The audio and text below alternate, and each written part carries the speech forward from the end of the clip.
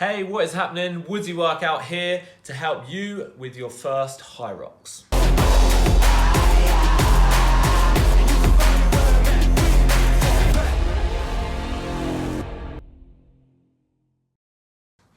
So if you haven't heard already, Hyrox is an up-and-coming fitness race that involves running and functional fitness stations to test your endurance, skill, strength and power.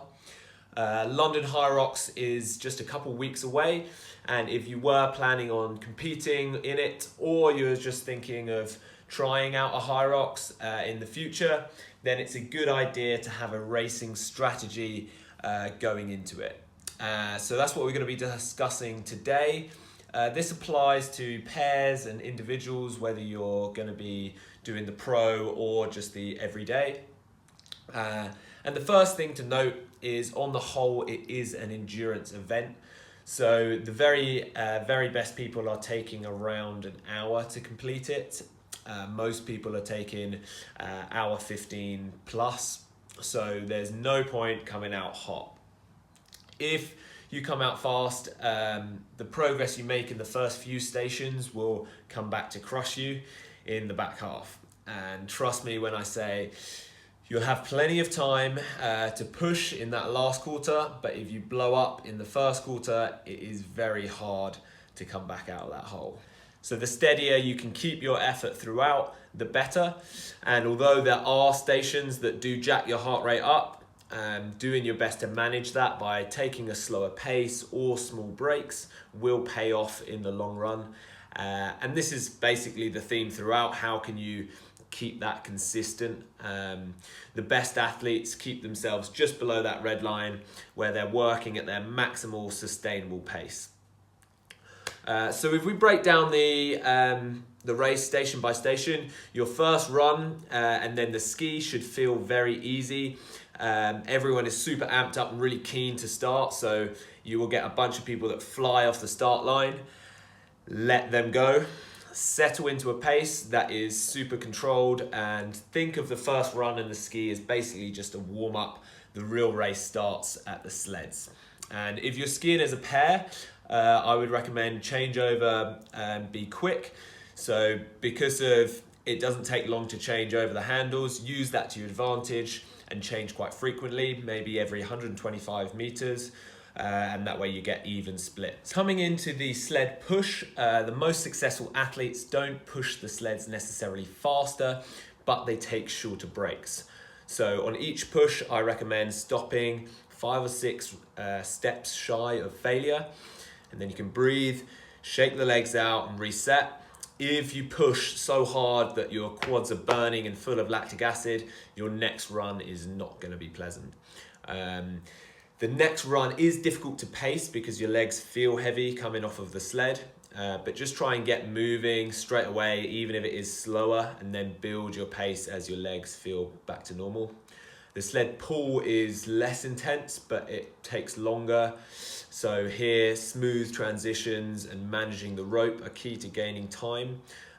Take small shuffling steps back and either straddle the rope or shift it over to one side each rep. Again, smooth and consistent. This one always feels like it takes forever, but it doesn't affect the following run quite so much. So getting back to your pace as quickly as possible is key here. On to the burpees. The burpee broad jumps, this one I find most difficult to keep my heart rate down. I have been experimenting with like a step into the jump, which is allowed, and I've seen even some of the pros use it. I definitely think it helps keep a more even pace, but I find it does take a little bit of practice to get a smooth rhythm with it. So you may want to practice that before your race. Your run after the burpees, your heart rate might be pounding, but you shouldn't have too much lactic burn. So just try and keep pushing, because the next station is the rower.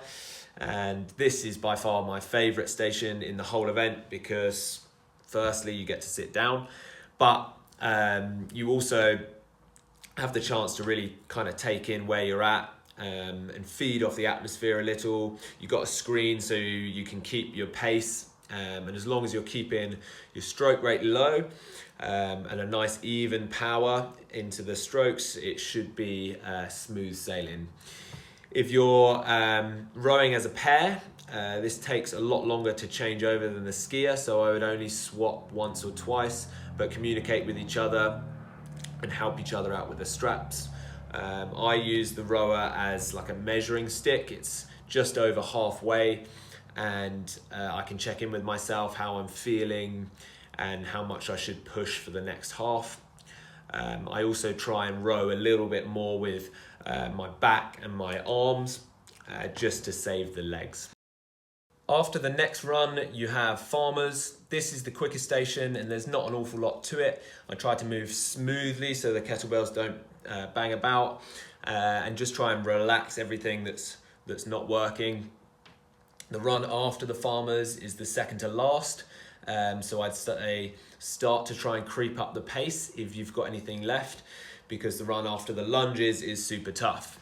The lunges themselves are slow enough that you can breathe, but they can be very muscly demanding. So I've blown up a few times in training with these, and I'd say don't overreach with your stride. It's safer to take shorter steps because at this point your legs may feel pretty wobbly, and if you're struggling to catch your breath, try and lean upright so that you're opening up the lungs, and then if your quads are blowing up, try and lean forward a little bit, and that will shift the weight towards the posterior chain.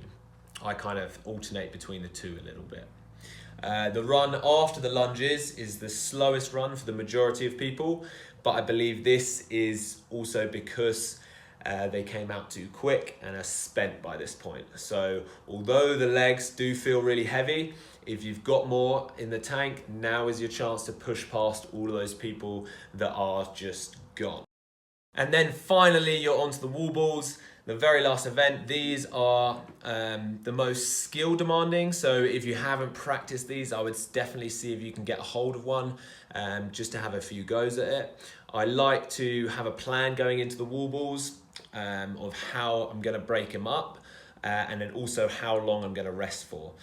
So I like to take a big chunk out my first set, but stops five reps shy of failure, and then take smaller sets, and I count 7 breaths between each one.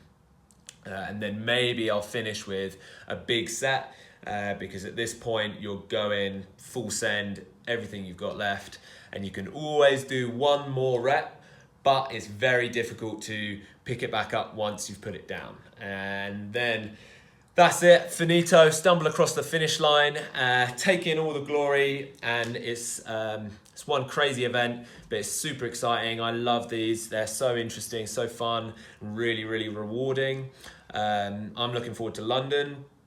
I'm not gonna be competing as I'm saving myself for Vegas, but I'll be coaching there. I'm coaching my brothers, shout out the boys, competing in the pairs, and then a couple guys from Coactive, big up the Coactive Health community. If you are going, I hope to see you there, and don't be shy, say hello. If you found this helpful, drop a comment, or if you've got like an upcoming race or another fitness challenge, reach out to me on Instagram at Woodsy Workout, and I'd love to coach you through it. Until then, I'll see you in the next video.